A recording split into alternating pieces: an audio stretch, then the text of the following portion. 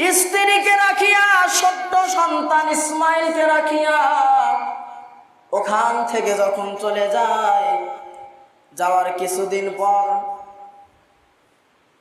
হাজেরা স্তনের দুধ শুকে গেছে, শুকনা কিছু খাদ্য নিয়ে গেছিল, খাদ্য শুকে গেছে, এমনকি পানি নিয়ে গেছিল, পানিগুলো ভরে গেছে।